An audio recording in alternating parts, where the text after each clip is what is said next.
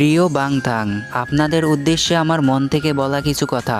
পৃথিবীর এই নিষ্ঠুর গোলক দাদায় নিজের অস্তিত্ব হারিয়ে যখন বেঁচে থাকার কারণ খুঁজছিলাম, ঠিক তখনই এসেছেন জীবনে কিম নামজুন। ঠিক যেন কথার জাদুকর, তার প্রত্যেকটি বাক্য যেন জীবন গড়ার মন্ত্র, শীতল করে তোলে হৃদয়কে, বাঁচতে শেখায় আরেকটু বেশি। কিম সিওক জিন যেন পূর্ণ চন্দ্র, ঠিক হিমাংশ চাঁদ আমার অন্ধকার জীবনে জ্যোৎস্না ছড়ান যিনি, আরো বেশি ভালোবাসতে শেখায় নিজেকে।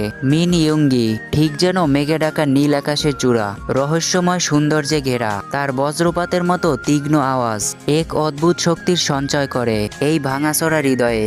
যে হোক, যার নামের শুরুতেই হোক অর্থাৎ আশা, দিগন্তের একপাশে সূর্যের প্রথম কিরণের মতো জীবনের অন্ধকার দূরে সরিয়ে হৃদয়ে আশার সঞ্চার করেন তিনি। পার্ক জিমিন, যার সুর শুনলে অদ্ভুত এক প্রশান্তিতে ভরে ওঠে মন। দূর আকাশে রঙিন মেঘের ভেলা দেখলে যেমন প্রশান্তি জেগে ওঠে মনে,